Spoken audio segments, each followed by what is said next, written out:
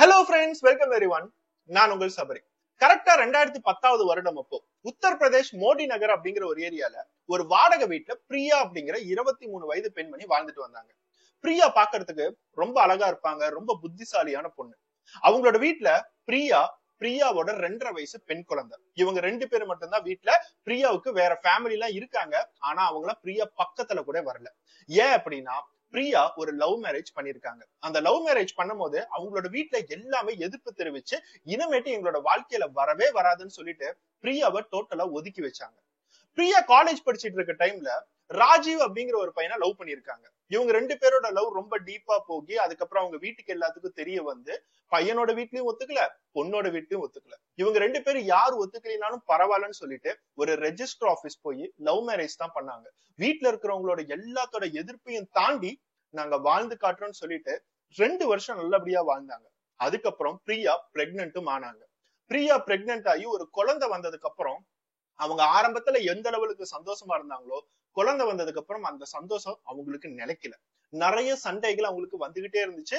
ஒரு குழந்தைய ஒழுங்கா அவங்களால பாத்துக்க முடியல.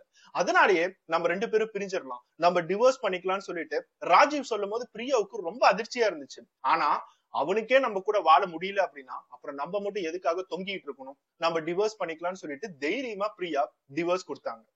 கோர்ட்ல போய் கொஞ்சம் மாதங்கள் எல்லாம் அலைஞ்சு அவங்க 2 பேத்துக்கு டிவோர்ஸும் ஆனிச்சு. டிவோர்ஸ் ஆகும் போது இந்த பெண் குழந்தைய நீயே எடுத்துக்கோ, எனக்கு வேணான்னு சொல்லிட்டு ராஜீவ் அப்படியே விட்டுட்டு போயிட்டான். அதே மாதிரி இந்த பெண் குழந்தைய ரொம்ப நேசிச்சதுனால பிரியா நானே ஒரு இண்டிபெண்டன்ட் மதரா இருந்து எல்லா விஷயங்களும் பண்றேன்னு சொல்லிட்டு அந்த கோர்ட்டை விட்டு டிவோர்ஸ் வாங்கினதுக்கு அப்புறம் ஸ்ட்ரெயிட்டா பிரியாவோட வீட்டுக்கு தான் வந்தாங்க. ஆனா பிரியாவோட வீட்டுல ஒரு தனி பொண்ணா, ஒரு தனி அம்மாவா ஒரு குழந்தைய கையில வச்சிட்டு இருக்கும் போது கூட அவங்களோட கோவம் தனியில. நீ எப்படி எங்க வீட்டை விட்டு போனியோ அப்பவே நீ எங்களோட பொண்ணு இல்ல, இனிமேட்டு நீ தனியாவே வாழ்ந்துக்கோ. நாங்க எவ்வளவோ சொல்லி படிப்பு எல்லாத்தையுமே விட்டுட்டு கல்யாணம் பண்ணல, இதெல்லாம் உனக்கு வேணும்னு சொல்லிட்டு அவங்க வீட்டை விட்டு ஒதுக்கி வச்சுட்டாங்க. இனிமேட்டு நீ வரவே வராதுன்னு சொல்லும் போது பிரியாவுக்கு மனசுக்குள்ளார அப்படி ஒரு பயம். இனிமேட்டு நம்மளுக்கு சப்போர்ட் பண்றதுக்கு யாருமே இல்ல, 2.5 வயசு குழந்தைய வச்சுக்கிட்டு தனி பெண்ணா நான் என்ன பண்ணுவேன்னு சொல்லிட்டு ஒரு பயத்தோட ஒரு வாடகை வீடு எடுத்து ஒரு பியூட்டி பார்லர்ல பியூட்டிஷியனா வேலை பார்த்துட்டு இருந்தாங்க. இவ்வளவு விஷயங்கள் பிரியாவை பத்தி கேட்கும் போதே அவங்களோட லைஃப்ல என்னெல்லாம் ட்விஸ்ட் நடந்திருக்கு அப்படிங்கிறது உங்களுக்கு புரியும். ஒரு நல்ல லைஃப தேடி போய் கடைசியா இப்போ ஒரு தனி பெண்மணியா கஷ்டப்பட்டுட்டு இருக்காங்க. பிரியா பியூட்டி பார்லருக்கு போகும்போது அந்த 3 வயசு குழந்தைய என்ன பண்றதுனே தெரியாது. சில நேரத்துக்கு ரிசப்ஷன்ல உட்கார வைப்பாங்க, சில நேரத்துக்கு வீட்டுல உட்கார வைப்பாங்க. அந்த பொண்ணுக்கு பேசுறதுக்கும் யாரும் இல்ல, பழகிறதுக்கும் யாரும் இல்ல, விளையாடுறதுக்கும் யாரும் இல்ல. நமக்கு இருக்கிறதெல்லாம் ஒரே ஒரு அம்மா, அவங்களும் கஷ்டப்பட்டு காசுக்காக எல்லா இடத்துலயும் உழைச்சிட்டு இருக்காங்க. அவங்களுக்கு சப்போர்ட் பண்றதுக்கு யாரும் இல்ல. அந்த குழந்தையோட மனசு அந்த 3 வயசுல எவ்வளவு அஃபெக்ட் ஆயிருக்கும் அப்படிங்கறத கொஞ்சம் யோசிச்சு பாருங்க. பிரியா இது எல்லாத்துக்கும் ஒரே சொல்யூஷன் என்னன்னா, நம்ம இன்னொரு கல்யாணம் பண்ணணும். நமக்குன்னு சொல்லிட்டு ஒரு ஹஸ்பண்ட் வந்தாதான் 2 பேருமே சேர்ந்து உழைக்க முடியும், என்னோட குழந்தையான காஷிஷ காப்பாத்த முடியும். அதனாலே பிரியா நிறைய பசங்களை போய் பார்த்தாங்க.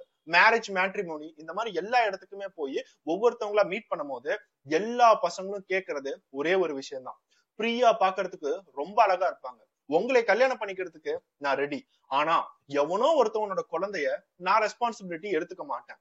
நான் ஒரு கணவனா இருக்கேன், ஆனா நான் ஒரு அப்பாவா இருக்க மாட்டேங்கிறத ரொம்ப டைரக்டா சொன்னாங்க. சோ அப்ப பிரியாவுக்கு நல்லா தெரியுது, எல்லாருமே நம்மளோட உடம்ப மட்டும் தான் பாக்குறாங்க, நம்மளோட மனசையோ நம்மளோட வாழ்க்கையோ நம்மளோட எண்ணங்களையோ யாரையும் பாக்குறது இல்ல. இந்த மாதிரி நிறைய அலையன்ஸ் வந்து ரிஜெக்ட் பண்ணும் போது பிரியாவுக்கு ஒரே ஒரு விஷயம் தெரிஞ்சு போச்சு, கடவுளா பார்த்து யாரோ ஒருத்தவங்க நமக்கு தருவாரு, அது வரைக்கும் நம்மளோட குழந்தைய வச்சுக்கிட்டு நம்ம வாழுவோம், கிடைக்கிற காசை வச்சுக்கிட்டு சாப்பிடுவோம்னு சொல்லிட்டு வீட்டு வாடகை கட்டுறதும் குழந்தைய பாத்துக்கிறதும் பியூட்டி பார்லர் போய் வேலை பார்க்கறதும் இதே மாதிரி லைஃப் தான் போயிட்டு இருந்துச்சு. எல்லாத்தோட வாழ்க்கையிலயும் நிறைய கஷ்டங்களை அனுபவிச்சுக்கிட்டே இருக்கும் போது கடவுள் யாரோ ஒருத்தவங்களை பார்த்து ஒரு உதவி பண்றதுக்கு அனுப்பிச்சு விடுவாரு.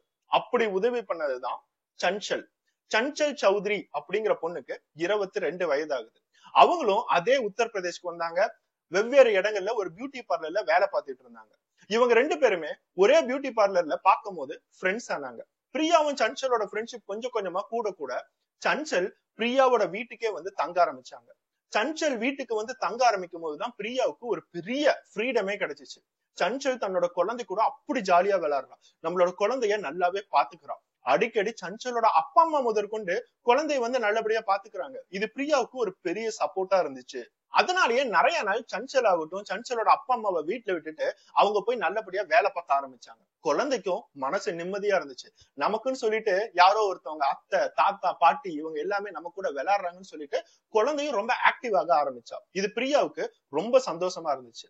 சஞ்சல் இந்த லெவலுக்கு க்ளோஸா தன்னோட குழந்தைய பாத்துக்கிறதுனால பிரியா அவங்களோட லைஃப்ல இது வரைக்கும் என்ன நடந்துச்சுங்கிறத எல்லாத்தையுமே சொல்றாங்க. காலேஜ்ல ராஜீவ்னு ஒரு பையனை லவ் பண்ணேன், நாங்க 2 பேரும் கல்யாணம் பண்ணோம், குழந்தை பிறந்துச்சு, வீட்டுல எதிர்ப்பு, அதனால எங்களுக்குள்ளார நிறைய பிரச்சனை. ராஜீவ் என் கூட சண்டை போட்டு டிவோர்ஸ் பண்ணிட்டு போயிட்டான், இப்ப நான் தனியா குழந்தையோட இருக்கிறேங்கிறத முதற்கொண்டு எல்லாத்தையுமே சஞ்சல்கிட்ட சொல்லும் போது சஞ்சலுக்கு ஒன்னே ஒண்ணு மட்டும் புரியுது. நம்ம மட்டும்தான் இப்ப பிரியாவுக்கு இருக்கும். ஒரு நண்பரா நம்ம என்ன உதவி செய்யணுமோ எல்லா விஷயங்களுமே செய்யணுமேன்னு சொல்லிட்டு சஞ்சல் எல்லாமே சப்போர்ட் பண்ணாங்க.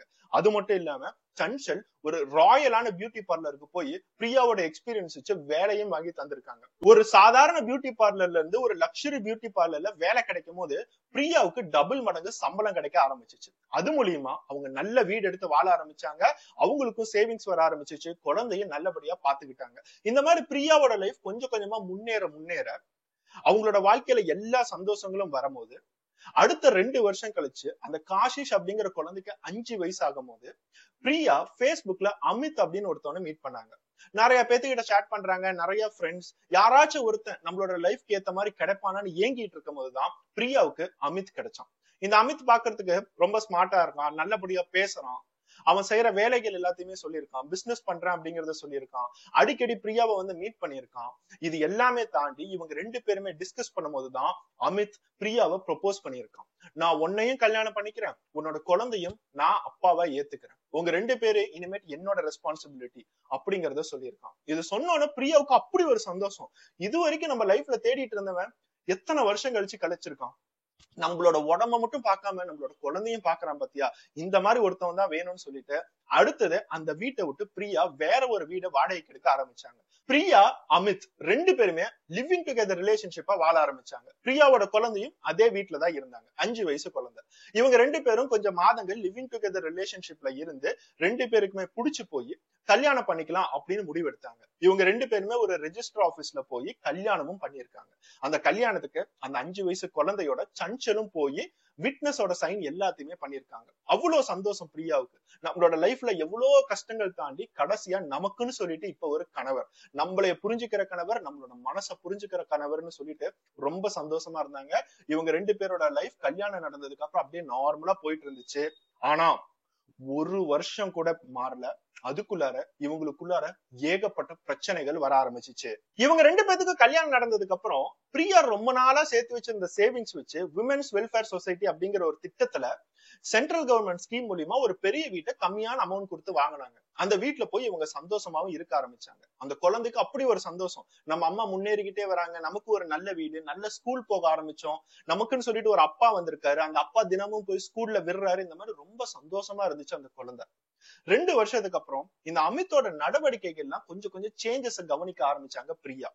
ஒரு முஸ்லிம் என்னெல்லாம் பண்ணுவாங்களோ அது எல்லாமே அமித்தும் பண்ண ஆரம்பிச்சாரு. அவர் போடுற ட்ரெஸ் ஆகட்டும், அவரோட க்ரூமிங் ஸ்டைல் ஆகட்டும், பெரிய தாடி வைக்க ஆரம்பிச்சாரு, நிறைய டைம் ப்ரேயர் பண்ண ஆரம்பிச்சாரு, அடிக்கடி மாஸ்க்கு போயிட்டு வர்றதை கூட பிரியா கவனிச்சாங்க. அப்பவே அமித் மேல கொஞ்சம் கொஞ்சம் சந்தேகங்கள் வர ஆரம்பிச்சிச்சு.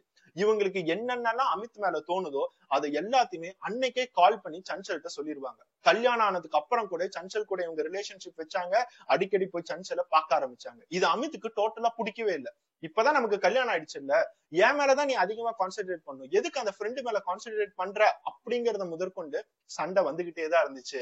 இந்த மாதிரி எவ்வளவுதான் சண்டைகள் வந்தாலும், என்னதான் அமித்துக்கிட்ட தப்பான நடவடிக்கைகள் எல்லாமே கண்டுபிடிச்சாலும் பிரியா அவங்களோட வாழ்க்கையை பாட்டுக்கு ஓட்டிக்கிட்டே தான் இருந்தாங்க. ஏன்னா நம்ம ஆல்ரெடி ஒரு டிவோர்ஸ் நடந்துட்டு இன்னொரு கணவனை தேடி கண்டுபிடிச்சிருக்கோம்.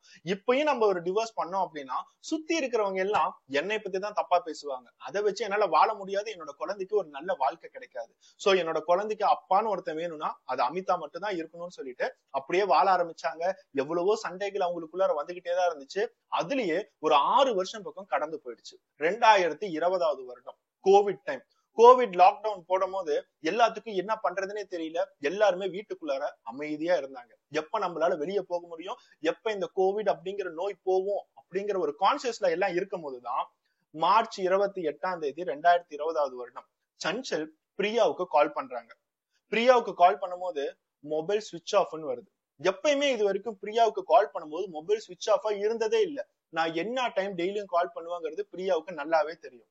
இந்த 6 வருஷமும் பிரியாவோட வாழ்க்கையில என்னெல்லாம் நடந்துச்சுங்கிறது சஞ்சலுக்கு நல்லாவே தெரியும். அதனால டெய்லியும் பிரியாவுக்கு கால் பண்ணணுங்கிறது சஞ்சலுக்கு ரொம்ப முக்கியமா இருந்துச்சு. ஏன்னா பிரியாவோட லைஃப்ல என்ன நடக்குதுங்கிறது நமக்கு தெரியணும். மார்ச் 28ஆம் தேதி பிரியா அட்டன் பண்ணல.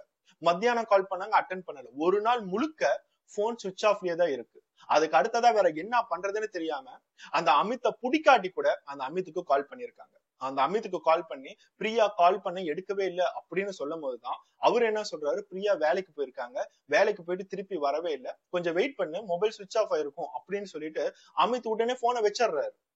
என்னதான் சஞ்சல் கால் பண்ணாலும் அமித் அதை ரிஜெக்ட் பண்ணிக்கிட்டே இருக்கான். ஒரே ஒரு டைம் அட்டன் பண்ணா அதுக்கப்புறம் தொடர்ந்து ரிஜெக்ட் பண்ணிக்கிட்டே இருக்கான். 28ஆம் தேதியில இருந்து 30ஆம் தேதி வரைக்கும் இதேதான் நடந்துச்சு. மார்ச் 30ஆம் தேதி என்னதான் பண்றது, பரவாயில்ல கோவிட் லாக்டவுனா இருந்தாலும் பரவாயில்ல, பிரியாவுக்கு என்ன ஆச்சுன்னு பாக்கணுமே சொல்லிட்டு ஸ்ட்ரெயிட்டா சஞ்சல் பிரியாவோட வீட்டுக்கே போனாங்க. பிரியாவோட வீட்டுக்கு போய் கதவை தட்டும் போது அமித் கதவை திறக்க கூட இல்ல. நீ எதுக்காக இங்க இந்த லாக்டவுன் பீரியட்ல யாரையும் வீட்டுக்குள்ளார விட முடியாது, எல்லாத்துக்கும் நோய் வந்துரும், நீ உங்க வீட்டுக்கே போன்னு சொல்லிட்டு கதவை க்ளோஸ் பண்ணி அப்படியே துரத்தி விட்டுட்டான். இப்போ சஞ்சலுக்கு என்ன பண்றதுன்னே தெரியல. நாட்கள் பாட்டும் போய்கிட்டேதான் இருக்குது. ஆனா பிரியா என்ன பண்ணிட்டு இருக்கா, பிரியாவுக்கு என்ன நடந்துச்சு, இந்த மாதிரி ஒண்ணுமே புரியல. கடைசியா சஞ்சல் நிறைய டைம், தினமும் ஒரு 30 டைம் பக்கம் அமித்துக்கு கால் பண்ணும் போதுதான் அமித் என்ன சொல்றான், பிரியாவுக்கு எனக்கு ஒரு பெரிய சண்டை நடந்துச்சு, ஒரு கத்தி எடுத்து என்னோட கையை கிழிச்சிட்டு அவ வீட்டு விட்டு ஓடிட்டான். வீட்டு விட்டு ஓடும் போது குழந்தையும் தூக்கிட்டு தான் ஓடினான். என் கையை கிழிச்சிட்டாலே அப்படிங்கிற ஒரு குற்ற உணர்வு அவளுக்குள்ளார கண்டிப்பா இருக்கும். அது முடிஞ்சதுக்கு அப்புறம் அவளா வீட்டுக்கு வருவா அப்படிங்கிற ஒரு உண்மையை சொல்றான். சோ இப்பதான் சஞ்சலுக்கு கொஞ்சம் கொஞ்சமா உண்மை புரிய ஆரம்பிக்குது. உங்க 2 பேத்துக்குள்ளார ஒரு சண்டை நடந்திருக்கு, ஒரு கத்தி எடுத்து உன் கையை கிழிக்கிற லெவலுக்கு ஒரு பெரிய சண்டை. அதுக்கப்புறம் அவ வீட்டை விட்டு போயிட்டாங்க. அதான் அவன் சொன்ன அடுத்த நாள் மார்ச் 31ஆம் தேதி பிரியாவோட மொபைல்ல இருந்து சஞ்சலுக்கு ஒரு வாட்ஸ்அப் மெசேஜ் வருது. எனக்கும் அமித்துக்கும் ஒரு பெரிய சண்டை நடந்துருச்சு, அந்த சண்டையில நான் ஒரு கத்தி எடுத்து அமித்தோட கையை குத்திட்டேன், அந்த குற்ற உணர்வை என்னாலே தாங்க முடியல, நான் பெரிய சைக்கோவே ஆயிட்டம் போல, என்னோட குழந்தைய வச்சுக்கிட்டு நான் வேற எங்கேயோ போய் வாழ்றேன், தயவு செய்து என்னை தேடாத சஞ்சல், நீ பண்ண உதவி எல்லாத்துக்குமே ரொம்ப நன்றி அப்படிங்கிற ஒரு மெசேஜ பண்றாங்க. அந்த மெசேஜ பார்க்கும் போது சஞ்சலுக்கு கரெக்டாவே தெரியுது இது கண்டிப்பா அமித்தோட வேலையா தான் இருக்கும். என்ன பிரச்சனையா இருந்தாலும் என்னோட நண்பி என்கிட்டதான் வருவா, பிரியாவுக்கு என்னை பத்தி நல்லாவே தெரியும், என்கிட்ட வராம அவ வெளியே ஓடி போகணுங்கிற அவசியமே இல்ல, இந்த இடத்துல பிரியாவுக்கோ குழந்தைக்கோ ஒரு பெரிய ஆபத்து இருக்குன்னு சொல்லிட்டு கரெக்டா ஏப்ரல் 5ஆம் தேதி பக்கத்துல இருக்கிற போலீஸ் ஸ்டேஷனுக்கு போய் மிஸ்ஸிங் கம்ப்ளைண்ட்டும் கொடுத்திருக்காங்க. உடனே எஃப்ஐஆர் பதிவு பண்ணிருக்காங்க. என்னோட ஃப்ரெண்டான பிரியா, பிரியாவோட 11 வயசு பொண்ணான காஷிஷ், இவங்க 2 பேர்த்தையுமே கடைசி கொஞ்ச நாட்களாவே காணும். எனக்கு இருக்கிற ஒரே டவுட் எல்லாமே அவங்களோட கணவரான ஷம்ஷாத் அப்படின்னு சொல்றாங்க. சோ இந்த ஷம்ஷாத் அப்படிங்கிற ஒரு பேர் பார்க்கும் போதுதான் நமக்கு ஒரு பெரிய கேள்வியே வரும், அமித் அப்படிங்கிறவன் எப்படி இந்த இடத்துல ஷம்ஷாத்னு மாறணும். இது எல்லாத்தையுமே போலீஸ் கேட்கும் போதுதான் சஞ்சல் பிரியாவோட லைஃப்ல என்னெல்லாம் நடந்துச்சோ எல்லா விஷயங்களுமே போலீஸ்ட சொல்றாங்க. ஆரம்பத்துல யாரோ தொலைஞ்சு போயிட்டாங்க, கண்டிப்பா உங்க கணவராதான் இருக்கும் அப்படின்னா போலீஸ்க்கு பெரிய டவுட் எதுவும் வராது, நீங்க ஏதோ ஒரு கணவர் மேல இருக்கிற கோவத்துல சொல்றீங்க போல அப்படின்னு தான் நினைப்பாங்க. ஆனா சஞ்சல் லைஃப்ல நடந்த ஒவ்வொரு விஷயங்களும் சொல்லும் போது கண்டிப்பா இந்த அமித் அப்படிங்கிற ஷம்ஷாத் தான் எல்லா குற்றங்களையும் பண்ணிருப்பாங்கிறது போலீஸ்க்கு கொஞ்சம் நல்லாவே தெரியுது. அதனாலேயே சஞ்சல் சொல்ற ஒவ்வொரு விஷயங்களுமே கேட்க ஆரம்பிக்கிறாங்க. பிரியாவுக்கும் அமித்துக்கும் கல்யாணம் ஆனதுக்கு அப்புறம் நம்ம முன்னாடியே தெரிஞ்ச மாதிரி பிரியா ஒரு வீடு வாங்கினாங்க, அந்த வீட்டுல போய் இவங்க எல்லாமே ஸ்டே பண்ண ஆரம்பிச்சாங்க. இன்னொரு பக்கம் அமித் பிரியா கிட்ட என்ன சொல்றான், என்னோட சொந்த ஊரான மீரட்ல நான் ஒரு வீடு கட்டிட்டு இருக்கேன், ஒரு பெரிய வீடு, அந்த வீடு கட்டி முடிச்சதுக்கு அப்புறம் நம்ம எல்லாருமே போய் அங்க தங்க ஆரம்பிப்போம், அங்க தங்க ஆரம்பிச்சதுக்கு அப்புறம் மீரட்லயே நான் உனக்கு சொந்தமா ஒரு பியூட்டி பார்லரை வச்சு தரேன்னு சொல்லிட்டு சத்தியம் பண்ணியிருக்கான். ஏன்னா பிரியா மீரட்டுக்கு வரணும் அப்படின்னா அது ஒரே காரணத்துக்காக தான் வருவாங்கிறது அவனுக்கு நல்லாவே தெரியும். எதுக்காக வேற ஒரு பியூட்டி பார்லர் போய் வேலை பார்க்கணும், நம்மளே சொந்தமா ஒரு பியூட்டி பார்லர் வைக்கலாம்னு பிரியாவும் ரொம்ப சந்தோஷப்பட்டாங்க. ஆனா நாட்கள் போக போக அமித்தோட நடவடிக்கைகள் எல்லா விஷயங்களுமே சேஞ்சஸ் வந்துச்சு. கல்யாணம்னா 6 மாசத்துல அவனோட நடவடிக்கைகள்ல கண்டுபிடிச்சிட்டாங்க. நிறைய டைம் ப்ரேயர் பண்றான், அவனோட க்ரூமிங் ஸ்டைல், பெரிய தாடி வளர்த்துக்கிறான், ஒரு முஸ்லிம் ஒரு இஸ்லாமிய கம்யூனிட்டில இருந்து என்னெல்லாம் பண்ணுவாங்களோ எல்லா விஷயங்களுமே இவன் பண்ண ஆரம்பிக்கிறான். அப்பவே பிரியாவுக்கு ஒரு பெரிய டவுட் இருந்துகிட்டே இருந்துச்சு, அதை சஞ்சல்கிட்ட சொல்லிக்கிட்டே தான் இருந்திருக்காங்க. இதையெல்லாம் தாண்டி மாதங்கள் போக போக அமித் மட்டும்தான் இந்த எல்லா விஷயங்களும் செய்யறான்னு பார்த்தா வீட்டுல இருக்கிற பிரியாவாகட்டும் அந்த குழந்தையாகட்டும் அவங்களையும் ஃபோர்ஸ் பண்ண ஆரம்பிக்கிறான். எதுக்காக மாடர்னா ட்ரெஸ் பண்றீங்க, இப்படி எல்லாம் ட்ரெஸ் பண்ண கூடாது, உன்னோட துப்பட்டா எடுத்து தலைக்கு மேல போடு, சில நேரத்துக்கு நீ பருதா போட ஆரம்பி, இந்த மாதிரி எல்லா விஷயங்களையுமே சொல்ல ஆரம்பிக்கிறான். அந்த 11 வயசு குழந்தையை முதற்கொண்டு அவன் டோட்டலா ஒரு கண்ட்ரோலை கொண்டுட்டு வரணும்னு நினைக்கிறான். இது எதுக்காக பண்றான், இவனுக்கு என்ன நடந்துச்சு, இந்த மாதிரி எந்த விஷயங்களுமே புரியவே இல்ல. பிரியா ஒரு கன்ஃபியூஸ்டு ஸ்டேட்லயே ஒரு 2 வருஷம் பக்கம் அப்படியே போய்கிட்டே தான் இருந்துச்சு. அதுக்கப்புறமா அவன் மீரட்ல வீடு கட்டி முடிச்சிட்டேன்னு சொல்லிட்டு இவங்க எல்லாத்தையுமே மீரட்டுக்கே ஷிஃப்ட் பண்ணிட்டான். மீரட்டுக்கு ஷிஃப்ட் பண்ணதுக்கு அப்புறம் ஒரு வருஷமா பிரியா கேட்டுக்கிட்டே தான் இருக்காங்க, எனக்குன்னு ஒரு பியூட்டி பார்லர் வச்சு தரேன்னு சொன்னியே, என்ன நடந்துச்சு, பியூட்டி பார்லர் ஏதாவது கிடைச்சிச்சா இப்படின்னு கேட்கும் போதெல்லாம் அவன் சொல்ற ஒரே பதில் என்னன்னா, வேலைக்கெல்லாம் நீ போக கூடாது, வீட்டுல உட்காரு. வெளிய வேலைக்கு போற நிறைய பெண்கள் ப்ராஸ்டியூட்ஸா தான் இருக்காங்க. வெளியே போற பெண்களே ப்ராஸ்டியூட்ஸ் தான். வீட்டுக்குள்ளார கணவர் சொல்ற விஷயங்களை கேட்டு எல்லா விஷயங்களும் பண்ணு, தேவையில்லாம வெளியே போய் விபச்சாரம் பண்ணாதுன்னு வாய் கூசுற லெவலுக்கு அவன் மனசுல இருக்கிற எல்லா விஷயங்களுமே சொல்லியிருக்கான். சோ இப்போ இந்த எல்லா விஷயங்களும் கேட்கும் போது பிரியாவுக்கு அவனோட சுயரூபம் தெரிய வருது. அவன் நம்மளே பொய் சொல்லிதான் இங்க கூட்டிட்டு வந்திருக்கான் அப்படிங்கறதும் புரிய வருது. இதெல்லாம் தாண்டி பிரியாவுக்கு இருக்கிற ஒரு பெரிய ஷாக்கே என்னன்னா, ஒரு நாள் அப்சானா அப்படிங்கிற ஒரு லேடி வீட்டுக்குள்ளார வந்து பிரியா கிட்ட சண்டை போட ஆரம்பிச்சாங்க. என்ன விஷயத்த பண்ணி என்ன பண்ணி என்னோட கணவரை நீ மயக்கன அப்படின்னு கேட்கும் போது பிரியாவுக்கு உதறி போட்டுருச்சு.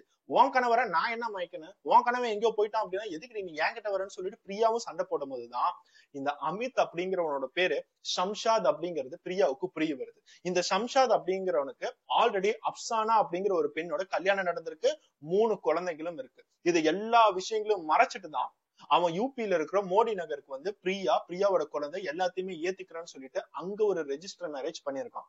ஃபேக் ஐடென்டிட்டி முதற்கொண்டு கிரியேட் பண்ணி நான் அமித் அப்படிங்கறத எல்லாத்துக்கிட்டுமே நம்ப வச்சு இந்த கல்யாணத்தை பண்ணியிருக்கான். சோ இப்போ இந்த அமித் அப்படிங்கிற ஒரு சன்ஷாத் ஒரு பெரிய ஃப்ராடுங்கிறது பிரியாவுக்கு புரிய வருது. இதை எல்லாத்தையுமே சஞ்சல்கிட்ட சொல்லும் போது சஞ்சல் அப்பவே பிரியா கிட்ட வார்ன் பண்ணிருக்காங்க, இப்படி ஒரு ஃப்ராடு கிட்ட நீ தங்கியே ஆகணுமா, அவன் முஸ்லீம் அப்படிங்கறத உங்ககிட்ட ஏமாத்திட்டான், நீ ஒரு ஹிந்து, கண்டிப்பா நானும் ஒரு ஹிந்துவை தான் கல்யாணம் பண்ணிக்குவேன் நீ என்கிட்ட முன்னாடியே சொன்ன, இப்பதான் அவன் வேற ரிலீஜியன் தெரியுது இல்ல, நீ விட்டுட்டு வந்துருன்னு சொல்லிட்டு சஞ்சல் எவ்வளவுதான் சொல்லியும் பிரியாவுக்கு மனசு ஃபுல்லா ஒரு பயம். நம்ம இவனையும் டிவோர்ஸ் பண்ணிட்டோம், நம்ம 2 டைம் டிவோர்ஸ் ஆயிட்டோம் அப்படின்னா சுத்தி இருக்கிறவங்கள என்ன என்ன பேசுவாங்க, என் குழந்தைய பத்தி என்ன பேசுவாங்க அப்படிங்கறத யோசிச்சுக்கிட்டே இருந்தாங்க. வருடங்கள் பாட்டுக்கும் போய்கிட்டே தான் இருக்கு. இவங்களுக்குள்ளார நிறைய சண்டைகள் வந்துகிட்டே தான் இருக்கு. அடிக்கடி அவன் வந்து நம்மளோட பொண்ணன காஷிஷ் இனிமேட்டு ஸ்கூலுக்கு போக கூடாது, அவ ஸ்கூலுக்கு போறது எனக்கு பிடிக்கல, வீட்லயே உட்கார வச்சு வீட்டு வேலைகளை கத்துக்கொடு, நீ வீட்டை விட்டு வெளியவே போகாத.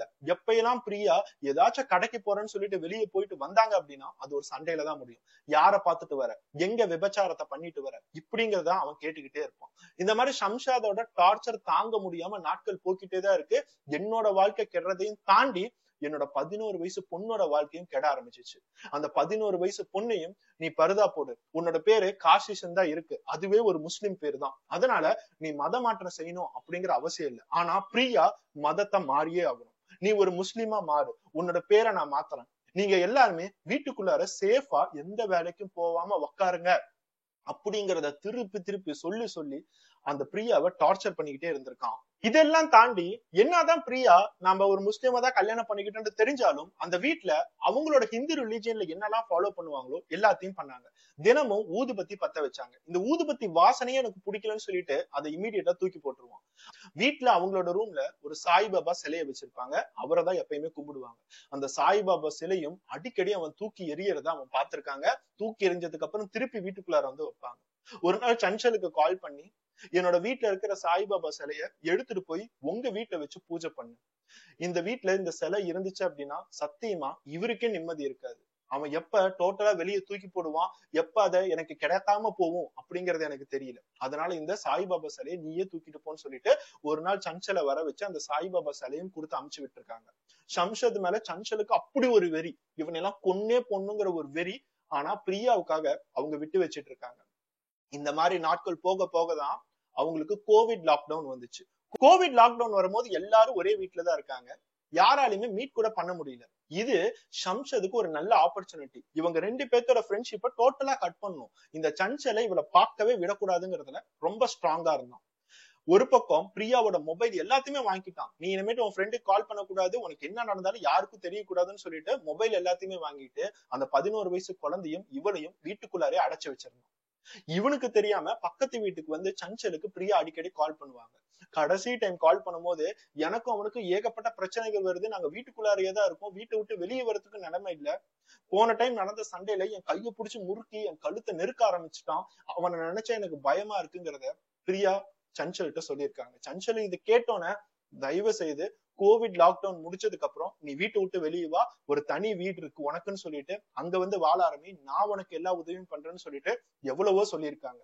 பிரியா நான் அதை பத்தி யோசிக்கிறேன்னு சொல்லிட்டு போனை வச்சவங்க மார்ச் 28 2020 வருடத்துல இருந்து நான் கால் பண்ணேன் சார், அட்டன் பண்ணவே இல்லை. நிறைய டைம் கால் பண்ணேன். அவன் சொல்றதெல்லாம் எங்க ரெண்டு பேத்துக்கு ஏதோ ஒரு சண்டை நடந்துச்சு, கத்தி எடுத்து கையை கிழிச்சிட்டு அவ பாட்டுக்கு ஓடிட்டா இப்படிங்கறதே சொல்றான் சார் அப்படிங்கறத போலீஸ்ட சொல்லும் போதுதான் கடைசியா அந்த ஷம்ஷாத போலீஸ் ஸ்டேஷனுக்கு கூப்பிட்டுருக்காங்க.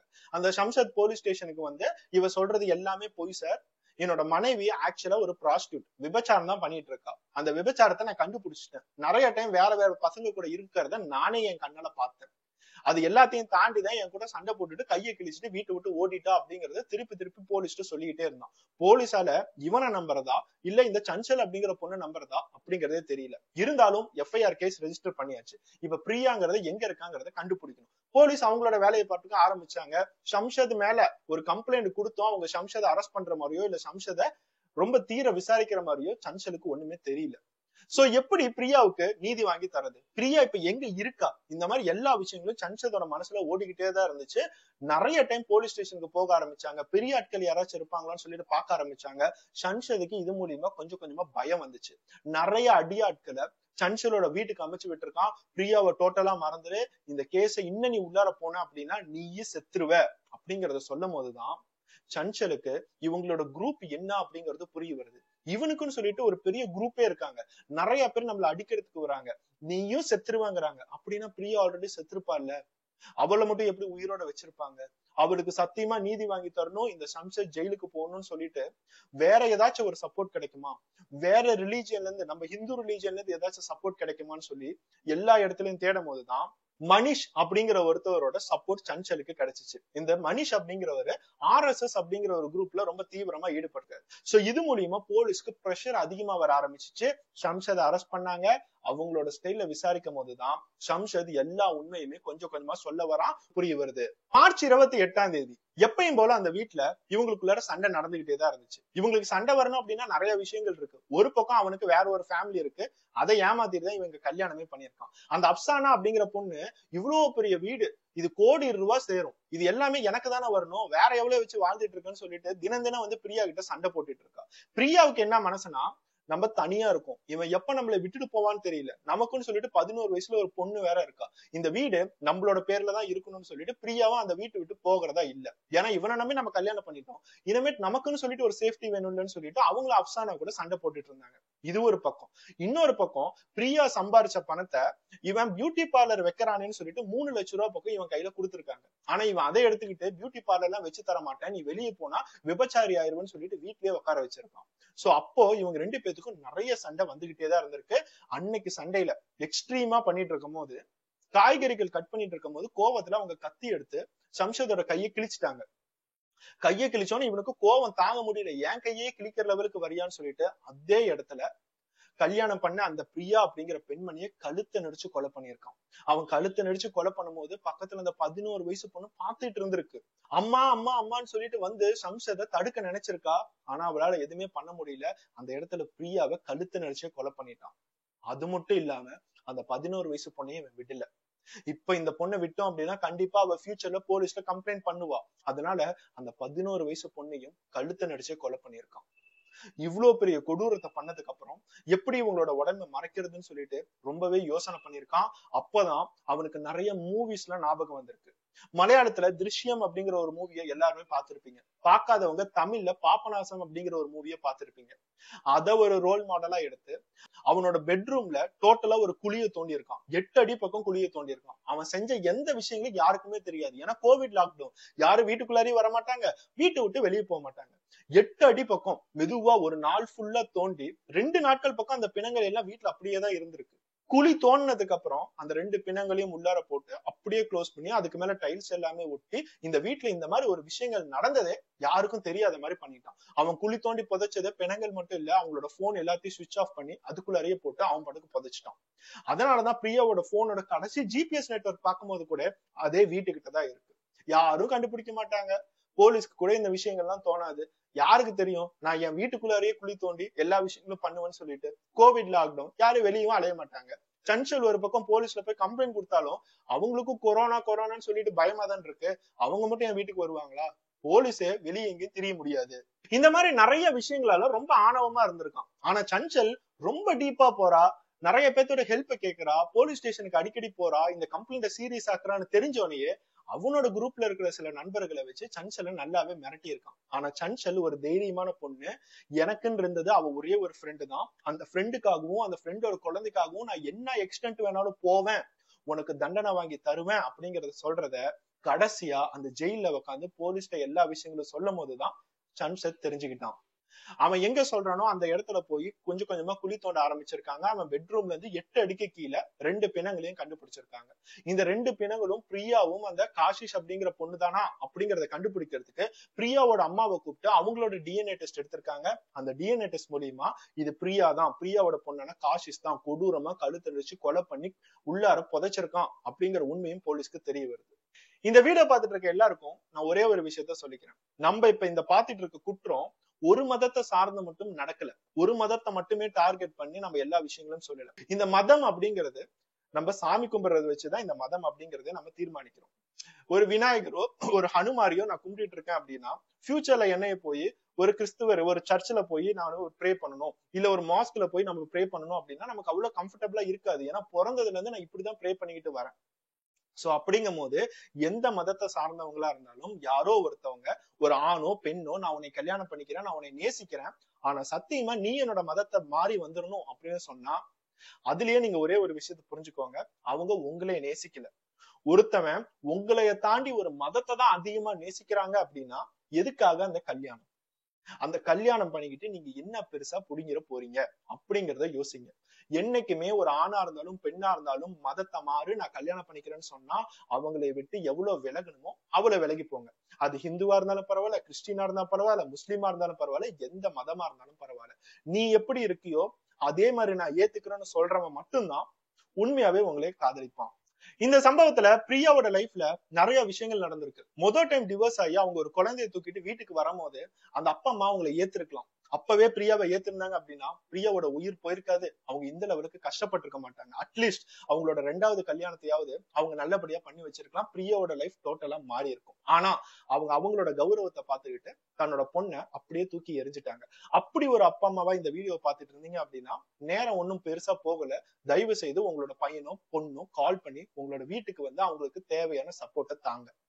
இதெல்லாம் தாண்டி இந்த இடத்துல பிரியா பெருசா ஏமாந்திருக்கிறது என்னன்னா அந்த ஷம்ஷாத் அப்படிங்கிறவன் நான் இந்த ரிலீஜன் தான் சேர்ந்தவன் அப்படிங்கறத ஏமாத்தி கல்யாணம் பண்ணி எல்லா சப்போர்ட்டையுமே கொடுத்து கடைசியா கல்யாணம் பண்ணிட்டு வேற வழியே இல்ல, டோட்டலா லாக் பண்ணியாச்சு, இப்ப மதத்தை மாறு அப்படின்னு பிரஷர் பண்ணியிருக்கான். அந்த இடத்துலயாவது பிரியா ஒரு கரெக்டான டிசிஷனை எடுத்திருக்கணும். இனிமேட்டு இவன் எனக்கு தேவையே இல்லை, நான் டிவோர்ஸ் பண்ணலாம்னு சொல்லிட்டு அவன் வெளியே நவுந்திருக்கணும். எத்தனை பெண்கள் இந்த மாதிரி நிலைமையில இருக்கீங்கன்னு தெரியல. ஒரு டைம் டிவோர்ஸ் ஆகி 2வதா ஒருத்தவனை கல்யாணம் பண்ணிருப்பீங்க, ஆனா அவனும் கரெக்டா இருந்திருக்க மாட்டான். நான் 2வது டைம் டிவோர்ஸ் பண்ணணுமான்னு சொல்லிட்டு வாழ்க்கை எப்படி போனாலும் பரவாயில்லன்னு சொல்லிட்டு வெளியில இருக்கிற சொசைட்டிக்காக அப்படியே வாழ்ந்துட்டு இருப்பீங்க. தயவு செய்து அந்த மாதிரி ஒரு விஷயத்த பண்ணாதீங்க. அப்படி பண்ணீங்க அப்படின்னா உங்களோட லைஃப் எந்த லெவலுக்கு டேஞ்சரஸா எந்த லெவலுக்கு ஸ்பாயில் ஆகிறதுக்கு சான்ஸ் இருக்குங்கிறத இந்த மாதிரி சம்பவங்கள் மூலியமாவே நீங்க பார்த்திருப்பீங்க. உங்களோட லைஃப் உங்களோட கையில தான் இருக்கு. இவன் என்ன நினைப்பான் அவன் என்ன நினைப்பான்னு சொல்லிட்டு உங்களோட லைஃப் நீங்க சாக்ரிஃபைஸ் பண்ணிக்காதீங்க. இந்த வீடியோ மூலியமா உங்களுக்கு தேவையான சோசியல் அவேர்னஸ் கிடைக்கும், உங்களோட வாழ்க்கையில நீங்க பாதுகாப்பா இருப்பீங்க அப்படிங்கிறதுக்காக மட்டும்தான் இந்த வீடியோ நான் போஸ்ட் பண்ணியிருக்கேன். நெக்ஸ்ட் ஒரு வீடியோட பார்ப்போம். பை.